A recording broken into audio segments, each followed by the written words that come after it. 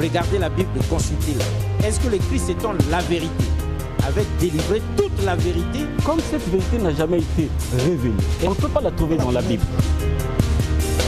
Mais pourquoi vous n'avez pas fait Éden vous-même? Pour ce qui me concerne, le Seigneur a toujours voulu que je partage cette expertise, cette expérience avec plusieurs personnes.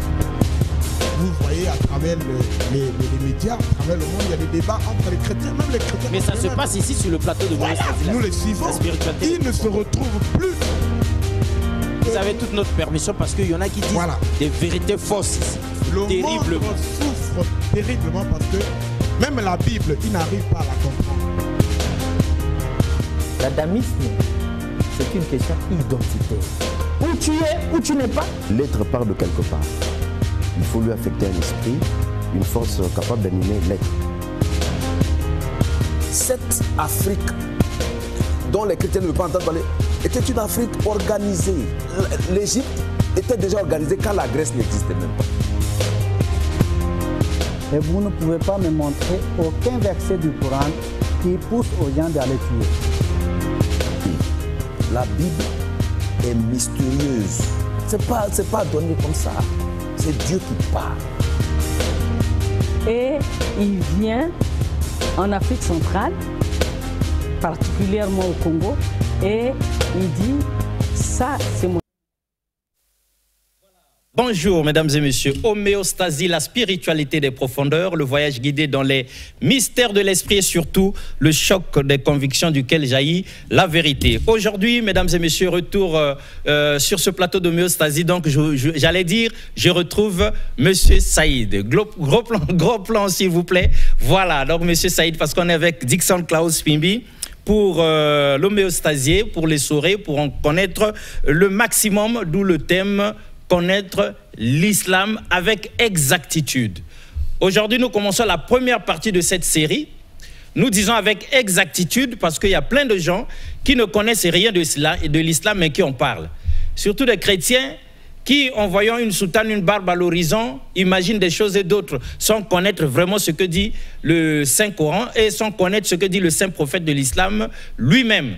Voilà pourquoi connaître l'islam avec exactitude, c'est la série que vous allez suivre désormais pour que M. Saïd puisse nous édifier les uns les autres à propos. Mais sinon, Dixon Klaus, bonjour. Bonjour. Voilà, les téléspectateurs ont été habitués depuis des kilomètres à vous suivre avec M. Saïd. Alors, quelle impression ça vous a fait d'avoir comme ça là, des émissions et des émissions en face à face avec M. Saïd? Une bonne impression, je me sens rempli. Vous savez, lorsque vous discutez avec M. Saïd, moi, personnellement, j'avais l'impression d'être informe et vide. Et lorsque vous le suivez, finalement, il y a une sorte de remplissage qui s'effectue. C'est-à-dire qu'il vous remplit de bonnes informations.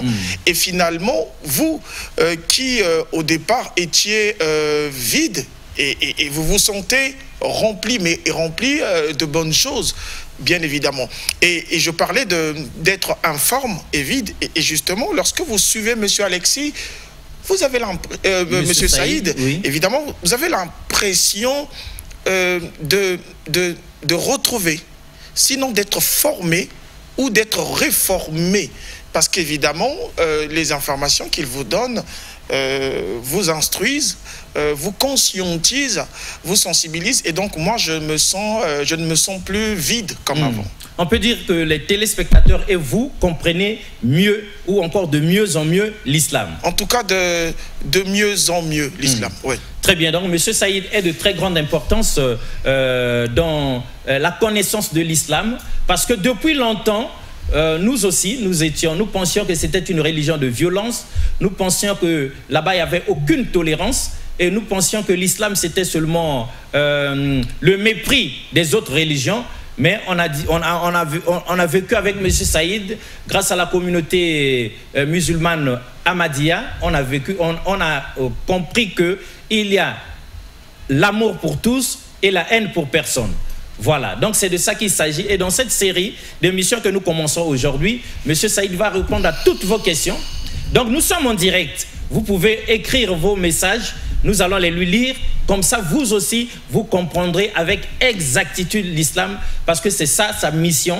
Ici, il est missionnaire de la communauté musulmane Ahmadiyya. C'est lui qui est la voix autorisée pour nous délivrer ce message tout à fait particulier d'amour, de tolérance, de respect mutuel du Saint-Livre et surtout de son saint prophète. Monsieur Saïd, bonjour.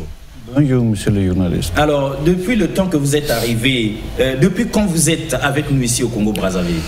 Merci beaucoup. Bismillahirrahmanirrahim.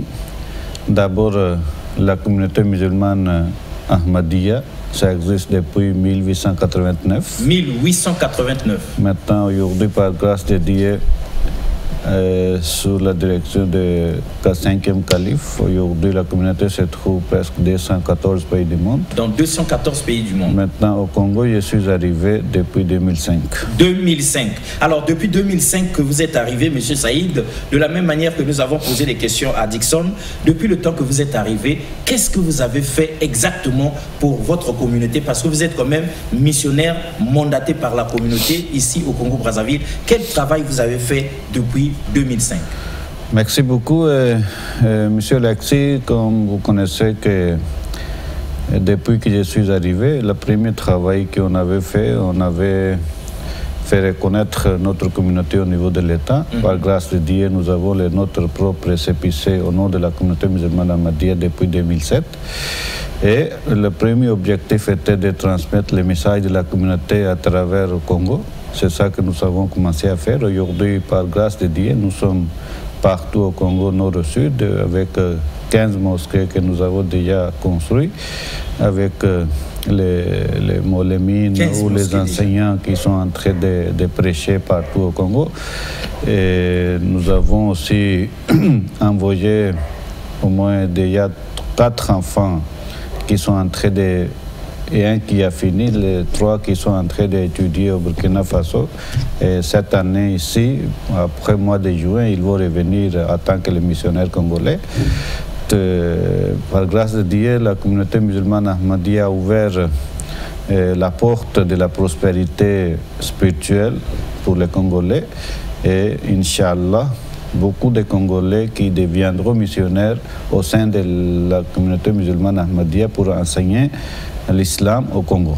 Ah, donc, le temps que vous travaillez là, depuis 2005 que vous êtes arrivé, après l'obtention de votre récépissé en 2007, vous avez implanté, vous dites au finish déjà à ce jour, 15 mosquées à travers tout le territoire. Donc, il y a des Congolais, des natifs du Congo ici qui adhèrent à l'islam. Je pense que nous sommes venus pour les Congolais, pour transmettre le message. Et certainement, c'est les Congolais qui vont accepter l'islam. Et petit à petit, ce sont eux qui vont prendre la charge pour qu'ils continuent avec le message du Messie promis l'Islam qu'il a reçu. À cause de cela, nous avons l'occasion de les envoyer, les gens qui cherchent à servir la communauté volontairement. Et nous envoyons que dans notre jamia, dans nos universités qui forment les missionnaires. Et tout ça, au que demain eux aussi. Oui, nous avons plusieurs universités au monde. Par exemple, pour Congo, nous envoyons au Burkina Faso ou soit au Ghana, que là où les étudiants seront formés comme des missionnaires et ils vont revenir pour maintenant prêcher l'islam Ahmadiyya au Congo. Donc chez vous, on ne devient pas missionnaire seulement comme ça, par un coup de tête, on se lève un matin, on devient missionnaire. Non, chez vous, c'est une formation, c'est l'université, parce que nous avions été avec vous en Allemagne, on a vu une grande université où les missionnaires sont formés. Dites-nous quelque chose là-dessus.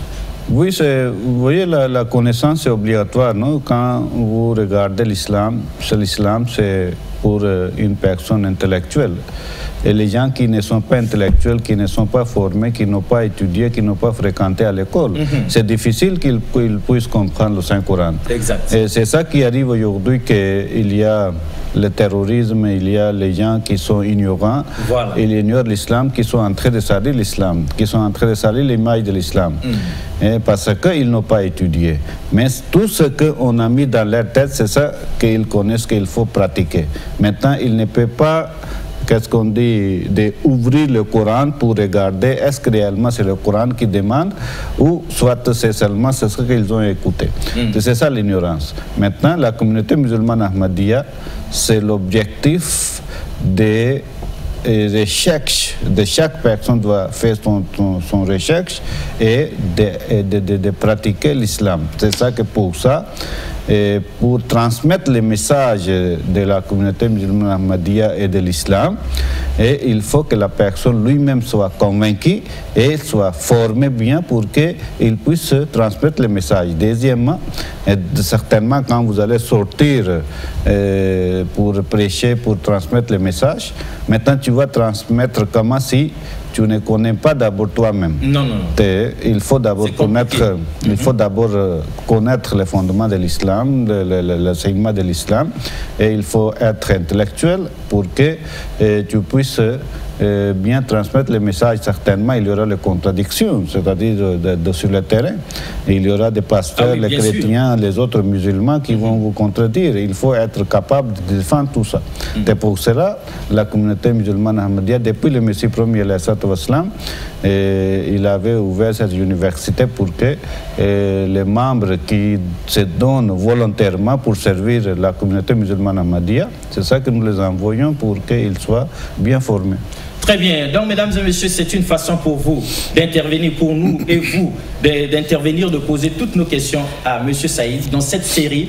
Connaître l'islam avec exactitude. En tout cas, n'hésitez pas. Nous étions nombreux à penser que c'est des ignorants, c'est des gens seulement comme ça. Mais non, il y a de la formation, il y a des universités, il y a des codes qu'il faut respecter avant d'être missionnaire. Donc, M. Saïd, il ne sort pas comme certains pasteurs. Hein, il a dormi, se réveille, il dit, bon, Dieu m'a envoyé, je vais aller au Congo là-bas pour aller prêcher. Non.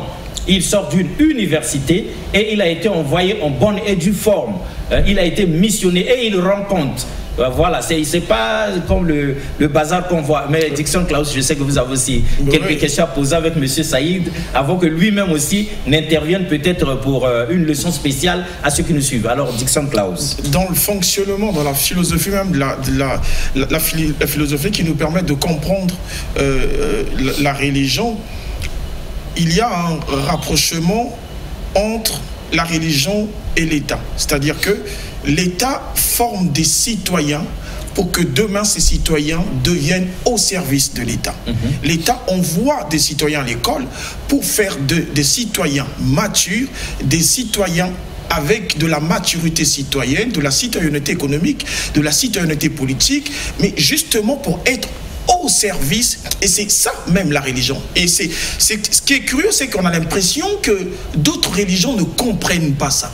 Ici, je m'adresse particulièrement au Ngunza, par exemple, qui est une forme de religion. Une grande religion traditionnelle, voilà, mais qui ne comprend pas ce que vous dites là. Évidemment, et même des églises chrétiennes. Il y a d'autres églises chrétiennes qui négligent l'aspect de la formation.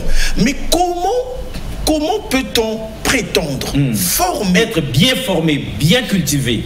On ne peut connaître Dieu passe justement par la formation. Et c'est ça que M. Saïd dit. Et je pense que l'islam a su investir à bon escient dans le domaine justement de la formation pour faire justement des gens qu'elle évangélise, la religion islamique, des gens qu'elle évangélise, faire d'eux justement des véritables musulmans comme M. Saïd aujourd'hui.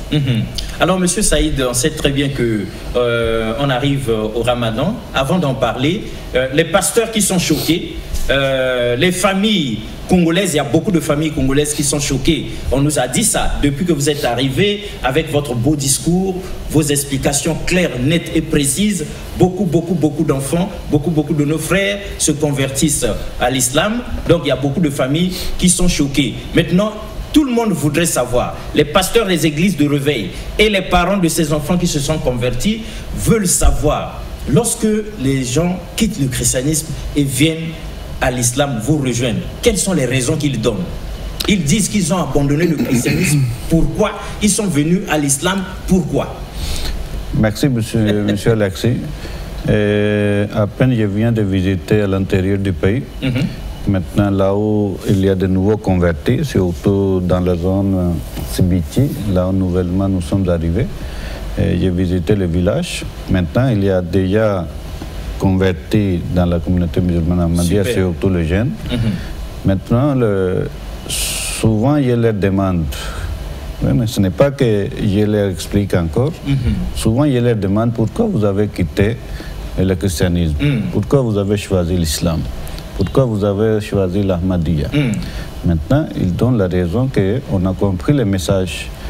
Par exemple, quand on pose des questions, mais ce qu'on vous enseigne depuis la naissance que vous avez appris, que Jésus est notre Seigneur, Jésus est notre Sauveur, Jésus est né par une Vierge Marie, maintenant il devient notre Dieu, et c'est lui qui nous a sauvés, il a accepté la mort sur la croix. Maintenant, il repartit au ciel. Ils disent que normalement, c'est ça la théorie qu'on nous a enseignée, mais on n'a pas compris. On n'a pas compris ça. Vous comprenez? Maintenant, quand vous nous posez cette question-là, comme on n'a pas compris, on n'a pas la réponse, maintenant, façon dont que vous nous enseignez, c'est logiquement, et nous devrons accepter cela, parce que chaque personne, il a sa vie, et nous connaissons que il y a les gens qui étaient avant nous, ils sont morts, ils ne sont pas revenus. Maintenant, qu'est-ce qui se passe avec eux? Nous ne connaissons pas. Et demain, nous allons les rejoindre. À ce moment-là, qu'est-ce qui va se passer avec nous? Comme le christianisme enseigne aussi, le judaïsme, l'islam enseigne aussi qu'après la mort, il y aura un jugement. Maintenant, si ce n'est pas Jésus qui a pris nos péchés, nos responsabilités, et en réalité, ce que nous voyons, nous sommes en train de encore souffrir, nous sommes encore dans les péchés, cela signifie qu'on n'est pas libre des péchés. On n'est pas libre, malgré le sacrifice de Jésus. C'est ça que nous ne sommes pas assurés. Maintenant, ce que l'islam nous enseigne, à ce moment-là, on comprend un peu que oui, c'est ça la réalité. On est obligé de suivre l'islam parce que nous voulons sauver notre âme. Comment un Dieu peut se sacrifier pendant que lui-même il est souverain, c'est lui qui a créé tout. Maintenant, comment il peut naître par une femme en restant 9 mois dans le ventre d'une femme? C'est pas possible. Comme un humain, voilà. C'est pas possible, et ce n'est pas logique. À cause de cela, ils ont accepté l'islam, ils donnent la raison. Mais j'insiste sur ça à chaque personne qui entre dans la communauté en abandonnant le christianisme pour qu'il soit convaincu lui-même. Ce n'est pas qu'il est venu par des intérêts ou par quelque chose. Maintenant, je les ai dit clairement que chaque personne, il est responsable de ce qu'il fait. Ne croyez pas que demain, l'islam, il va prendre votre responsabilité, que non, il vous assure que vous serez sauvés non plus. Maintenant, l'islam, il dit, voilà les règles à suivre dans l'islam. Dieu est notre créateur, tout comme nous avons aussi, nous avons aussi créé les choses dans la nature. Et nous donnons l'utilisation de cette chose que nous avons créée. Comme c'est Dieu qui est notre créateur, aussi il a donné aussi l'ordonnance, comment l'homme doit vivre sur la terre en respectant tous les commandements de Dieu sur la terre. C'est ça que nous devons respecter parce qu'il est notre créateur. Maintenant, si nous ne le respectons pas, à ce moment-là, Dieu va réagir autrement. Et on donne certains exemples, comme le peuple de Noé et Lot, tous ont été châtiés, Pharaon était châtié parce qu'ils n'ont pas respecté la loi divine sur la terre. C'est ça que le Dieu qui avait châtié le peuple de Noé, de Lot et de Pharaon et tout ça, maintenant c'est même Dieu avec tout son pouvoir existe jusqu'à aujourd'hui et il va continuer éternellement d'exister. Maintenant, c'est aujourd'hui, comme Dieu nous a donné un temps pour vivre sur la terre, il faut que nous fassions tout pour que on ne soit pas comme le peuple de Pharaon ou de Lot ou de Noé qui était détruit de la part de Dieu à cause de désobéissance. Il faut qu'on soit obéissant pour que demain les gens qui viendront, quand ils vont citer de nous, ils vont dire que non, ils étaient le peuple béni parce qu'ils ont obéi Dieu. Aujourd'hui, quand nous rappelons de Moïse ou des autres qui étaient obéissants, nous envoyons la bénédiction sur eux. Exact. Maintenant, celui qui était désobéissant, nous envoyons les malédictions sur eux. Exact. Personne qui peut donner le nom de Pharaon, vous comprenez, à son enfant. Non, non, non. Maintenant, chaque personne, il cherche à donner le nom de ces personnes saintes, comme de Moïse, Abraham et tout ça, parce qu'ils étaient tous des bénis. C'est ça que notre objectif sur la terre. Nous sommes nés et nous sommes là sur la terre pour un temps. Il faut que nous fassions quelque chose. Il ne fallait pas qu'on meure, on est né, on meurt dans la ténèbre personne qui nous connaisse, qui était venu dans le monde et qui est parti. Il faut qu'on fasse quelque chose pour le monde, pour le pays. Il faut que vous marquez votre nom dans l'histoire, pour que dans l'histoire, vous restez vivant. C'est ça l'objectif de la vie. Très bien. Même spirituellement, même physiquement. Très bien. C'est ça que l'islam, il nous donne toutes sortes d'opportunités pour que vous puissiez prospérer spirituellement, physiquement, que votre nom reste pour toujours sur la terre. On aime ça. Et mesdames et messieurs, nous aimons surtout comment M. Saïd explique les choses de façon claire, nette et précise, avec des mots simples. Dixon Klaus, je sais que vous avez des questions à poser à M. Saïd. Les téléspectateurs aussi envoient déjà leurs questions par SMS, mais d'abord une réaction sur cette réponse de grande importance de M. Saïd. Les pasteurs d'église de réveil, les pasteurs d'église traditionnelles se demandent pourquoi certains chrétiens, ou bien beaucoup de chrétiens abandonnent aujourd'hui le christianisme pour suivre l'islam. Et M. Saïd dit que lorsqu'il leur pose aussi cette question, pour pas qu'ils viennent à l'islam seulement comme ça, mais qu'ils viennent avec conviction, qu'ils comprennent ce qu'ils sont venus chercher, ils disent que, bon, nous, tout ce qu'on nous a dit par le passé à l'église, on ne comprend pas trop bien Jésus, son père, la Sainte Vierge Marie, et tout ça, l'enfant qui naît son papa là, des choses comme ça, il est mort pour nos péchés, et tout ça.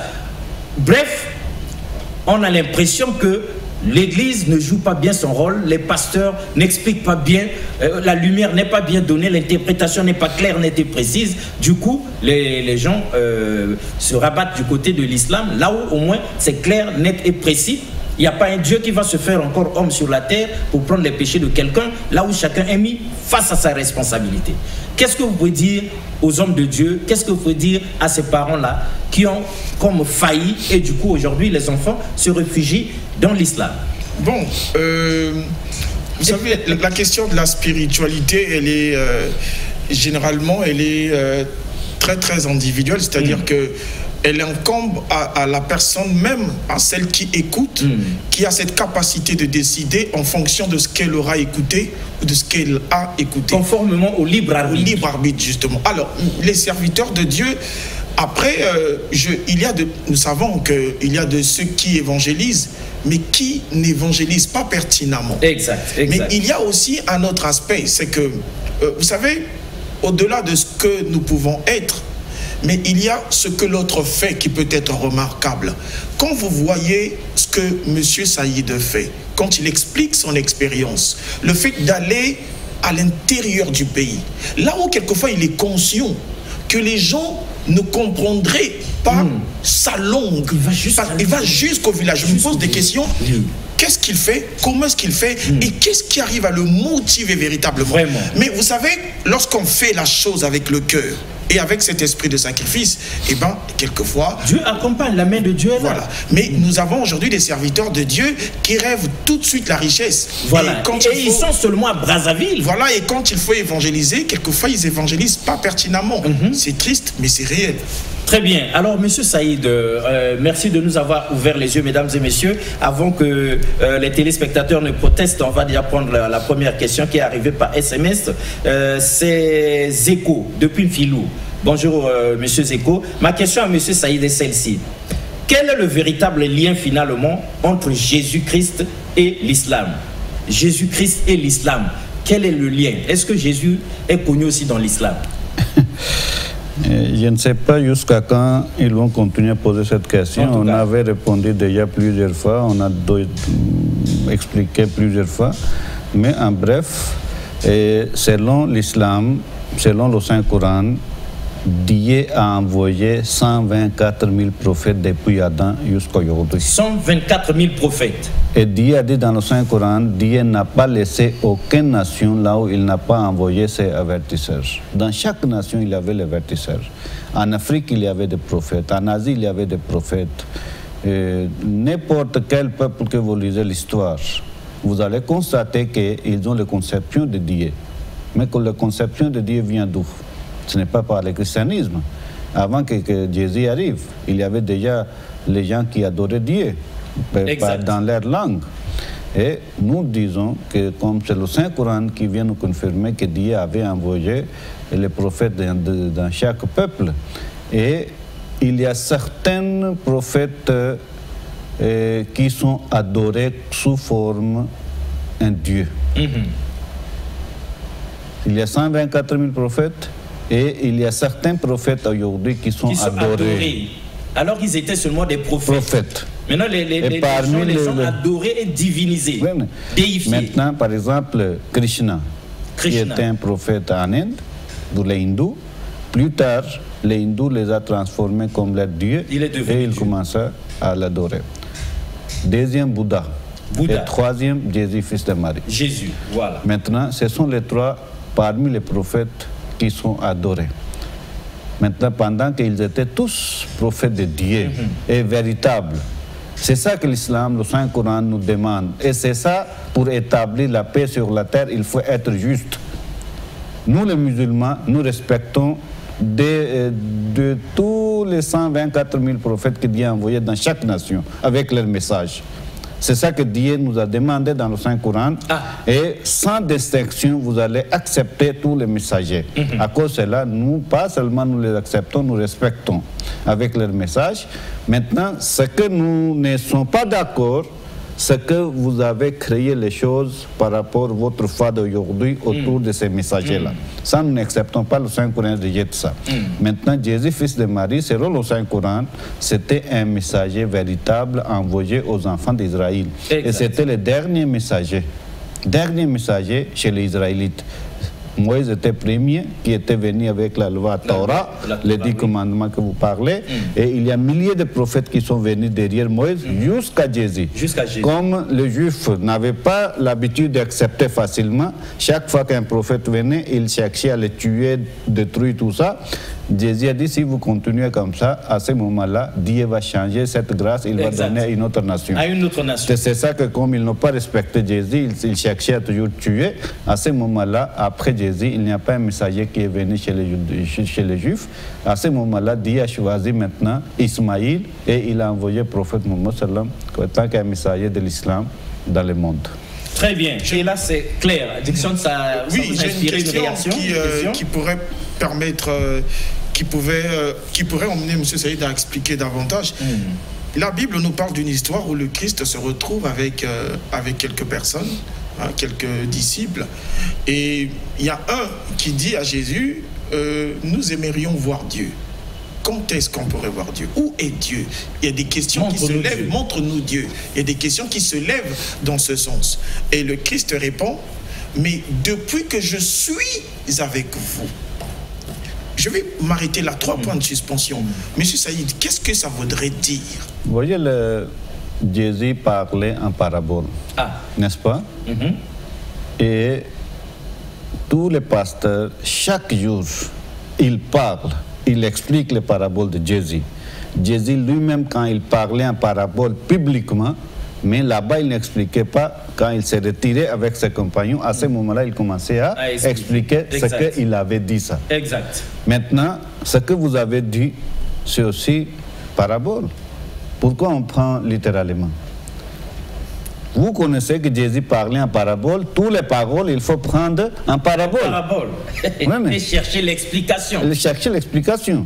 Pendant que la parole de Jésus est tellement claire. Aujourd'hui, je suis là. Si vous me demandez, est-ce que Dieu existe? Maintenant, depuis que je suis en train de parler de Dieu, jusqu'à maintenant, tu n'as pas compris.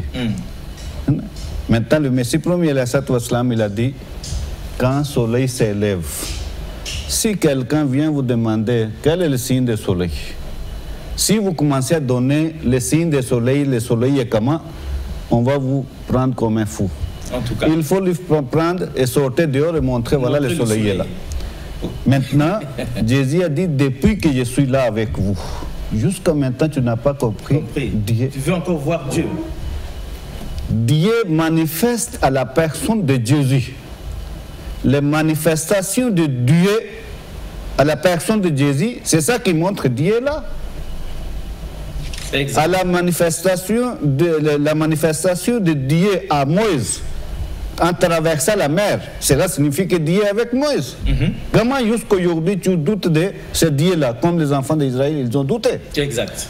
Ce n'est pas que Jésus avait dit que depuis que je suis là, jusqu'à maintenant, tu n'as pas compris que je suis là, je recevais chaque jour les messages, je suis en train de vous transmettre, et tout ce que je suis en train de faire devant vous, c'est tellement extraordinaire. Oui. Ça ne peut pas venir d'un homme. Un homme simple. Parmi vous, vous êtes resté longtemps. Est-ce que vous avez déjà vu tel miracle que je suis en train de faire?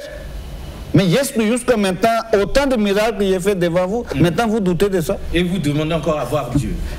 C'est ça, M. C'est ça l'explication qu'on peut donner. Ce Jésus aussi, il dit, et je suis le chemin, la vérité. Et qui m'a vu, a vu le Père. Exact. C'est la même chose, il était ambassadeur de Dieu sur la terre. Comme l'ambassadeur du Congo en France, l'ambassadeur du Congo en Chine. Sans passer par l'ambassadeur, tu ne peux pas aller à Dieu. Mais aujourd'hui, a vu le président Denis Sassou Nguesso. Oui, mais maintenant, à l'époque de Moïse, c'est le Moïse qui était ambassadeur. Exact. À l'époque d'Abraham, c'est Abraham. Si aujourd'hui, c'est l'islam qui est ambassadeur de Dieu sur la terre, c'est le califat Ahmadiyya qui est l'ambassadeur de Dieu sur la terre. Exact. Mais ça ne fait pas du califat. Oui, ce n'est pas qu'il est, mais il est représentant. Le représentant. C'est lui qui est la guidance pour nous. Oui, les téléspectateurs écrivent beaucoup de messages. Ce message, c'est à l'intention de M. Dixon.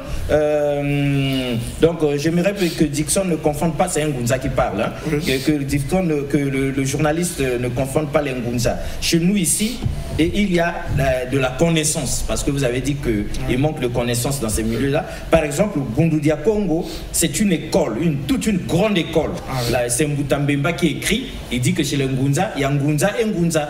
Il y en a qui sont peut-être dans la zizanie, dans le désordre, mais il y en a qui sont dans la connaissance pure de la spiritualité, comme le Bundoudia Congo. Ça, c'était pour Dixon. Est-ce possible, Dixon, monsieur John Billy demande, est-ce que c'est possible de devenir musulman sans être passé par l'université? C'est-à-dire, moi, je me suis arrêté à l'école primaire, au collège, au lycée, je n'ai pas été à l'université. Est-ce que je peux devenir musulman? Qu'est-ce qu'on dit? L'islam n'oblige pas quelqu'un d'être intellectuel d'accepter l'islam. Ah, on n'est pas obligé d'aller à l'université, en tout cas, ou d'être intellectuel. Maintenant, l'islam, c'est pour tout le monde. Et façon donc Dieu a expliqué dans le Saint-Coran, il touche logique de l'homme. Et pour être logique, et il n'est pas nécessaire que tu sois dans la université. Non. Il y a beaucoup de cultivateurs au village. Il y a les chefs de village, les présidents de village que nous connaissons. Ils sont tellement sages. Et par rapport à la personne qui est sortie de l'université, parce qu'ils ont l'expérience. Même ils ne connaissent pas écrire leur nom. Maintenant, de façon donc ils jugent, parfois ils dépassent notre juge. Ils dépassent les universités. C'est ce que Dieu a donné pour comprendre la spiritualité. Dieu nous a donné un cerveau. Même si tu n'as pas fréquenté, maintenant, en tant qu'une personne spirituelle, vous allez bien comprendre. Maintenant, comme c'est l'islam, il nous demande d'enseigner, avoir les enseignements. Maintenant, le saint prophète Mohammed sallallahu alayhi wa sallam, il a dit, fondateur de l'islam, que chercher la connaissance depuis les bases jusqu'à la mort. Il ne faut pas avoir honte, n'importe quel âge que vous avez, mais il faut toujours demander. Il faut augmenter votre connaissance. C'est ça que chaque personne, vieux, enfant, jeune, qui entre dans l'islam, nous les enseignons pour montrer comment vous allez pratiquer l'islam, pour que vous puissiez vous-même être capable de rencontrer avec ton Seigneur, de contacter avec votre Dieu et d'adresser et prier pour que Dieu puisse exaucer ta prière. Très bien. Donc, l'intelligence, ce n'est pas une affaire seulement de l'école. Non, même au village, au fin fond du village. Même nos frères autochtones dans la forêt, ils sont extrêmement intelligents, ils sont extrêmement sages. Ils comprennent beaucoup de choses, beaucoup plus que les universitaires. Donc ça ne dépend pas de savoir écrire, de savoir lire. Non, ça ne dépend pas de ça. Et à ce moment-là, l'islam n'oblige personne à devenir d'abord universitaire avant de rejoindre la communauté Ahmadiyya. Montre-nous d'abord ton bac ou bien montre-nous ta licence. Non, c'est pas ça. Donc c'est chacun tel que Dieu l'a créé avec ses facultés. C'est ça que l'islam façonne, c'est ça que l'islam arrange. Dixon, vous avez une question, bien je pose la question du téléspectateur. Allez-y, je pourrais poser... Voilà, quelqu'un demande ici, M. Saïd, il dit, quels sont finalement les avantages de l'islam? Hein? Si nous acceptons, qu'est-ce qu'on va avoir? Quels sont les avantages de l'islam? Vous voyez, il faut plutôt poser cette question: quels sont les avantages pour accepter une religion? L'islam, c'est une religion. Et aujourd'hui, seule religion véritable, c'est l'islam. Parce que le Saint-Coran, il dit, Dieu a envoyé beaucoup de prophètes toujours avec les religions. Maintenant, les gens qui suivaient cette religion, ils n'ont pas respecté. Ils ont abandonné, ils ont détruit, ils ont changé. À cause de cela, maintenant, le dernier livre que le prophète Mohammed sallam il a amené, c'est le Saint-Coran. Tout ce que l'homme avait besoin sur la terre jusqu'à la fin du monde, Dieu a révélé dans le Coran. Maintenant, l'homme, comme il a besoin de la guidance, sur chaque pas, le Saint-Coran est en train de nous guider. Quels sont les avantages? Dès qu'une personne il accepte l'islam, d'abord, logiquement, il va accepter que oui, nous avons un créateur. Nous sommes tous la créature. Deuxièmement, vous allez comprendre votre objectif sur la terre et comment réaliser ça, comment obtenir cet objectif, comment atteindre cet objectif. C'est ça que l'islam nous enseigne. Comment vous allez adorer Dieu, quel est votre droit, c'est ce que l'islam nous enseigne. Quel est votre droit envers votre enfant, envers votre pays, envers votre quartier, votre peuple, vos amis, envers votre famille. Maintenant, quel est le droit envers votre l'État? Et quel est le droit de l'État envers son peuple? Tout ça, l'islam, il a expliqué en détail. Et après cela, vous voyez, chaque jour, vous avez la désordre dans la famille. Quelqu'un est mort, maintenant, les oncles, ils viennent, ils chassent les enfants de la personne qui est morte, et il prend notre héritage. Maintenant, le Saint-Coran, il a bien défini l'héritage d'une personne. Vous comprenez? Si papa et mère, la veuve aura combien, les enfants auront combien, maintenant la famille aura combien. Exact. Les mamans et papa auront combien. Vous voyez, l'islam n'a pas laissé en désordre tout le monde. Maintenant, si aujourd'hui vous constatez que dans l'islam il y a des autres, parce que selon la prophétie du prophète Mohammed sallam qu'il avait fait avant 14 siècles, le prophète il avait dit qu'un jour viendra, les musulmans, à cause de ces richesses qui vont entrer chez eux de ce monde, ils vont abandonner l'islam. Ils vont abandonner le Coran. C'est ça qu'ils ont fait aujourd'hui. Par exemple, rien que sur le Ramadan. Ramadan, c'est un mois sacré pour les musulmans, c'est un mois béni pour les musulmans, c'est un mois d'adoration. Maintenant, le saint prophète Mohammed sallam, sur ça, il a donné les détails. Quel moment vous allez commencer et quel moment vous allez rompre. Maintenant, aujourd'hui, comme il ne respecte pas, à cause de cela, il y a des autres. Le saint prophète sallam, il a dit, comme le mois islamique est basé sur la lune, le saint prophète sallam, il a dit, si les jours que vous voyez la lune sortir avec l'œil nu, à ce moment-là, vous commencez Ramadan. Maintenant, les jours que vous voyez que la lune disparaît, il est sorti de nouveau, à ce moment-là, vous allez fêter, vous allez clôturer le Ramadan. Maintenant, jusqu'à hier, on n'a pas vu la lune. Vous comprenez? Maintenant, aujourd'hui, nous avons la technologie par laquelle on peut constater qu'aujourd'hui, il y a la possibilité de voir. Non, même le télescope, on n'a pas besoin de ça. Maintenant, aujourd'hui, sur les médias, sur ordinateur, par Internet, vous pouvez voir toutes les positions de la Lune là. Exact. Maintenant, il a quel âge, à tel âge, est-ce qu'on peut voir la Lune avec l'œil physique et l'œil nu, et à ce moment-là, vous pouvez jeûner. Maintenant, quand déjà depuis hier, la Lune était encore 0%. La chiffre n'était pas encore sortie. Maintenant, aujourd'hui, malheureusement, il y a certains musulmans qui sont en train de déjà jeûner. Parce que l'Arabie Saoudite a annoncé. Cela signifie que pour eux, la lune l'Arabie Saoudite, ce n'est pas là où ils sont assis. Pendant que Congo et l'Arabie Saoudite, il y a des heures de décalage. Nous n'avons pas la même zone. Nous n'avons pas le même horizon. C'est ça que quand vous abandonnez les enseignements du prophète Mohammed, à ce moment-là, il y a les deux autres qui vont entrer. C'est ça que l'islam, c'est l'ordre. L'islam nous enseigne l'amour. L'islam, c'est la paix, la soumission, obéissance, un seul Dieu. L'objectif de Ramadan, que le prophète Mohammed, c'est l'avantage que je suis en train de citer. Par exemple, le saint prophète Mohammed, il a dit que Ramadan, c'est un mois béni de la part de Dieu pour les musulmans. À ce moment-là, dans ces mois, Dieu facilite à tous les musulmans de chercher le pardon auprès de Dieu, ce que vous avez fait pendant toute l'année. Et si Dieu est content, ce que vous allez faire dans ces mois-là, Dieu peut pardonner vos péchés. Quand le Dieu de l'islam, il est puissant, il est pardonnant, il est miséricordieux, il est gracieux.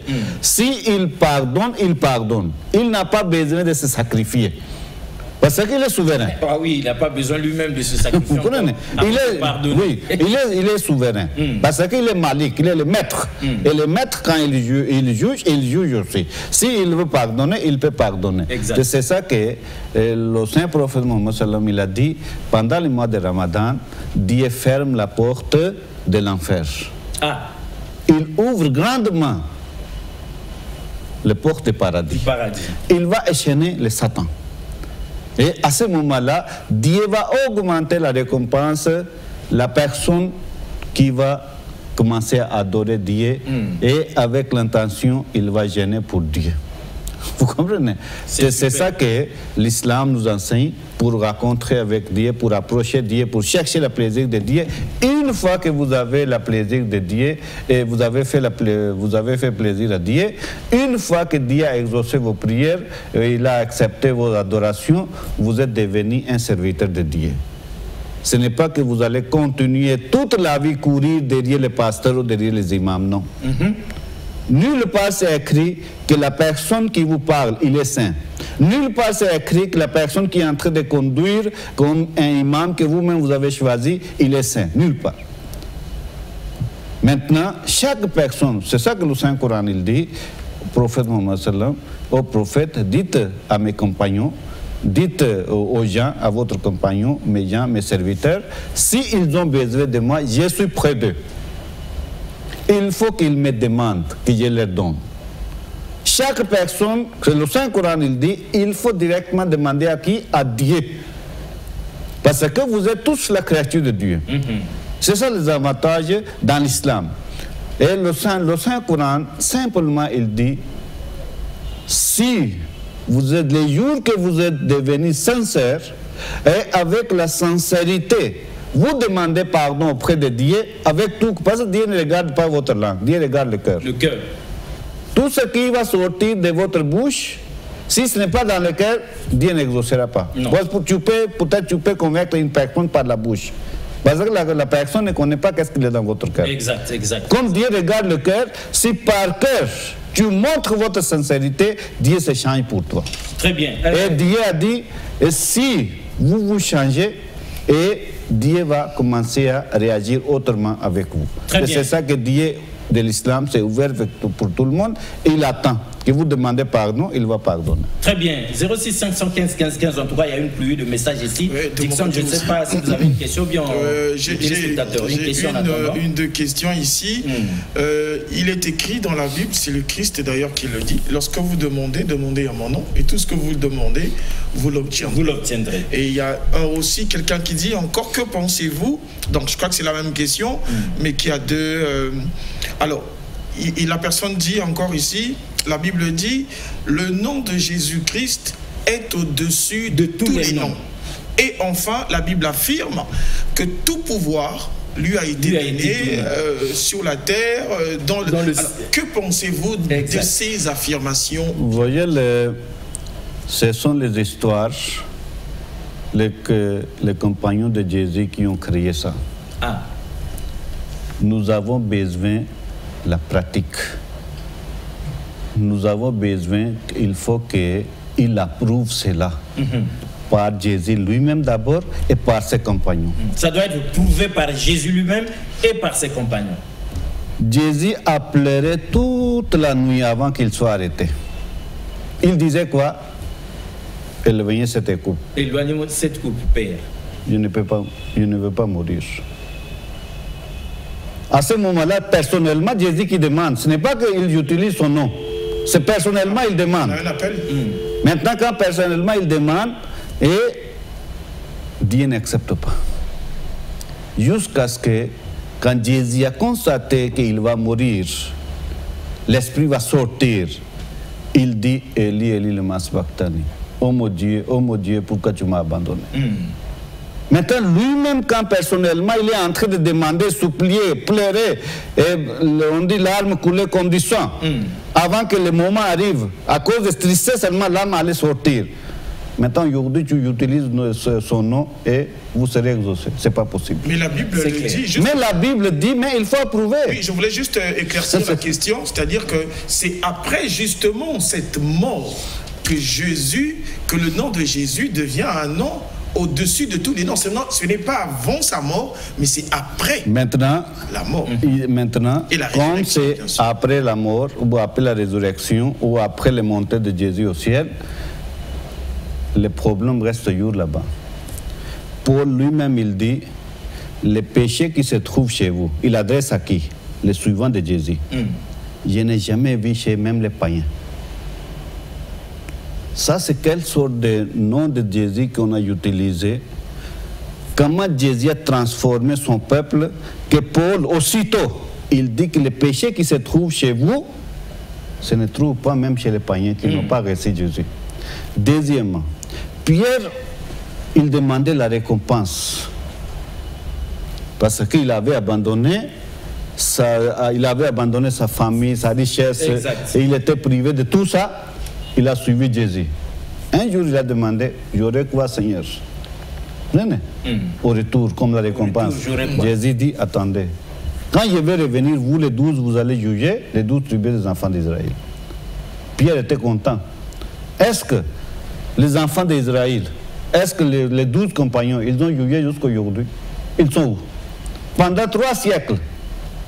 Pendant 3 siècles, avant que les Romains acceptent le christianisme officiellement, les tous descendants, les compagnons de Jésus, ou soit croyants des chrétiens, les croyants chrétiens, ils restaient dans les grottes en cachette. Ils avaient été dispersés, ils étaient dispersés, persécutés, tués.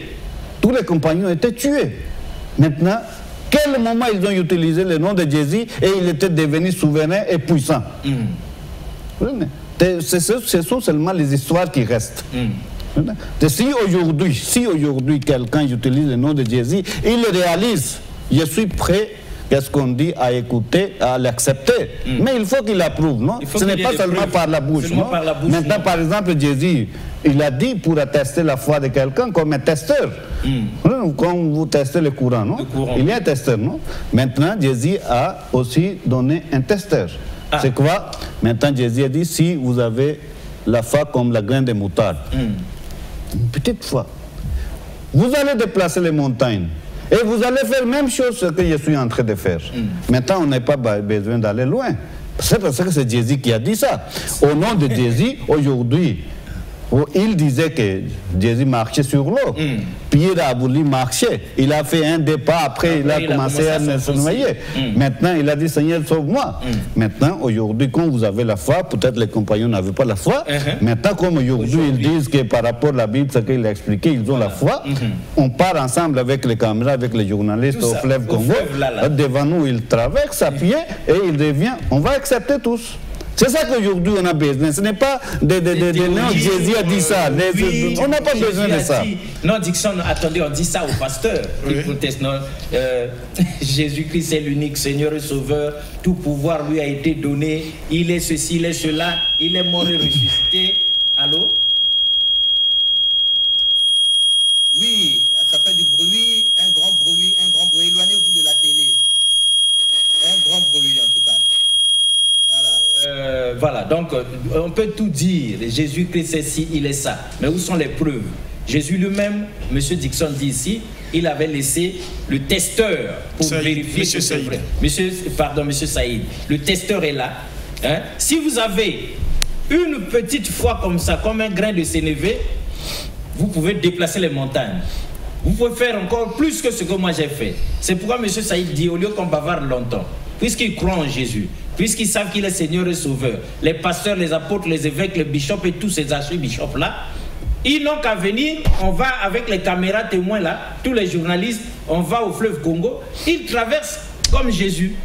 Ils font un aller-retour Brazza-Kinshasa ou bien ils s'arrêtent quand même à 10 mètres puis ils reviennent en marchant sur l'eau. À ce moment, même M. Saïd va se convertir. Si ce n'est pas fait comme ça, seulement du bruit, ça ne sert à rien. M. Saïd, quelqu'un vous dit ceci. Hein? Attends, il dit ceci, puisque et les chrétiens et les musulmans parlent de l'histoire de Pharaon, de Noé, de Moïse, mais pourquoi aujourd'hui les deux religions-là, ils sont séparés? Pourtant, ils sont basés sur les mêmes histoires du commencement, le même Ancien Testament. Mais pourquoi aujourd'hui les chemins se séparent? Qu'est-ce qui sépare l'islam et le christianisme? Déjà, l'islam et le christianisme et le judaïsme, ce sont les chemins différents. Maintenant, ce sont les chemins différents. Maintenant, pourquoi aujourd'hui ils sont séparés, même si on parle de la même histoire? Parce que déjà, le judaïsme et les chrétiens, ils acceptent tous les messagers qui sont cités dans la Bible. Parce que nous acceptons aussi qu'ils étaient venus de la part de Dieu. De la même manière, Dieu a parlé aussi les prophètes que Dieu avait envoyés dans l'ancien temps. Dieu a parlé dans le Saint-Coran. Nous les acceptons. Vous comprenez? À cause de cela, maintenant, et le judaïsme, et les chrétiens et les musulmans, ils parlent des mêmes prophètes. Parce que c'est Dieu qui avait envoyé et Dieu a cité dans le Saint-Coran aussi, dans la Bible aussi. À cause de cela, nous les acceptons que ce sont les personnes saintes. Maintenant, ce que nous refusons par rapport à leur foi, ils ont changé la foi. Vous comprenez? À cause de cela, nous disons qu'aujourd'hui, la foi islamique qui va vous sauver. C'est la pratique, ce que Dieu a révélé dans le Saint-Coran que vous allez mettre en pratique et vous serez sauvés. C'est Dieu va écouter la prière de la personne qui est en train de suivre l'islam véritable, qui est la paix, la soumission et l'obéissance d'un seul Dieu. Ce n'est pas que vous associez à quelqu'un avec Dieu et Dieu va exaucer vos prières. Plutôt, vous êtes en train de tirer la colère de Dieu quand vous parlez que Jésus est Seigneur et Sauveur, quand vous parlez que Jésus est Dieu, quand vous parlez que Jésus est ceci, cela. Ça, vous êtes en train de provoquer Dieu, vous êtes en train de tirer la colère de Dieu parce que Dieu a dit « Je suis jaloux pour mon pouvoir ». Je peux pardonner tous les péchés parce que je connais l'homme faible. Mais le moment que vous allez lever des égos avec moi, c'est un péché qui n'est pas pardonné. Très bien, qui ne pardonne pas. Très bien. Maintenant, Jésus aussi il a dit ça. Jésus a dit que le péché contre, la parole contre Jésus, Fils, peut être pardonné. Mais celui qui va blasphémer l'Esprit, il ne sera pas pardonné. Oui. Donc on peut blasphémer contre le Père, on est pardonné, contre le Fils, on est pardonné, mais contre l'Esprit Saint, on est... C'est Dieu l'Esprit Saint. Dieu l'Esprit Saint, on n'est plus pardonné. Donc voilà, M. Saïd, nous sommes arrivés à l'atterrissage ici. À quel numéro on peut vous joindre pour continuer cette discussion? Parce qu'à la fin de l'émission, on peut vous appeler à quel numéro? Vous pouvez nous appeler au numéro 05 555 42 18, 05 555 42 18. Et nous sommes dans le mois de Ramadan. La communauté musulmane Ahmadiyya va débuter demain au Congo, le Ramadan. Et pendant le mois de Ramadan, nos portes sont ouvertes de tous les mosquées à travers le Congo. Et chaque personne, même il est musulman ou il n'est pas musulman, il a le droit de venir, d'étudier, de découvrir la vérité, ou soit poser des questions, ou soit prendre la littérature et lire. Parce que nous avons la littérature sur le christianisme, sur l'islam, en français, en anglais, presque dans chaque langue. Et la communauté a publié le Saint-Coran dans plusieurs langues. Et vous venez aussi découvrir la langue française, le Saint-Coran dans la langue française, et lire et augmenter votre connaissance. Très bien. Donc 05 555 42 18, 555 42 18 pour appeler M. Saïd à la fin de l'émission. Vous pouvez lui écrire des messages. Pourquoi pas vous rapprocher de la communauté musulmane Ahmadiyya. Il y a beaucoup d'autres questions qui ont été posées ici, une pluie de questions. Ça sera pour le retour de M. Saïd, donc la deuxième partie de cette émission, connaître l'islam avec exactitude. Et c'est là où nous répondrons par exemple à cette question de M. Etiema. Est-ce qu'un musulman peut aller prier dans une église chrétienne? M. Saïd, oui ou non? Oui, un musulman peut prier chez les chrétiens? Oui, nous, pas derrière, mais nous prions, nous pouvons rendre visite, nous pouvons prier à notre façon. Parce que pour les musulmans, toute la terre est pure. N'importe où, vous pouvez prier. Très bien. Mesdames et messieurs, c'était donc comme ça une dernière question. Toutes nos excuses donc à la direction des programmes de DRTV. Et on dit donc à Rudel Goma, Vilpion Kenzo et tous les autres là-bas dans la cabine technique, atterrissage. Regardez la Bible et consultez-la. Est-ce que le Christ étant la vérité avait délivré toute la vérité? Comme cette vérité n'a jamais été révélée, on ne peut pas la trouver dans la Bible. Mais pourquoi vous n'avez pas fait Eden vous-même? Pour ce qui me concerne, le Seigneur a toujours voulu que je partage cette expertise, cette expérience avec plusieurs personnes. Vous voyez à travers les médias, à travers le monde, il y a des débats entre les chrétiens, même les chrétiens. Mais ça se passe ici sur le plateau de Moïse. Nous les suivons. Ils ne se retrouvent plus. Vous avez toute notre permission parce qu'il y en a qui disent des vérités fausses ici. Le monde souffre terriblement parce que même la Bible, ils n'arrivent pas à la comprendre. L'adamisme, c'est une question identitaire. Où tu es, où tu n'es pas. L'être part de quelque part. Il faut lui affecter un esprit, une force capable d'animer l'être. Cette Afrique dont les chrétiens ne veulent pas entendre parler était une Afrique organisée. L'Égypte était déjà organisée quand la Grèce n'existait même pas. Et vous ne pouvez pas me montrer aucun verset du Coran qui pousse aux gens d'aller tuer. La Bible est mystérieuse. C'est pas donné comme ça. C'est Dieu qui parle. Et il vient en Afrique centrale, particulièrement au Congo, et il dit, ça c'est mon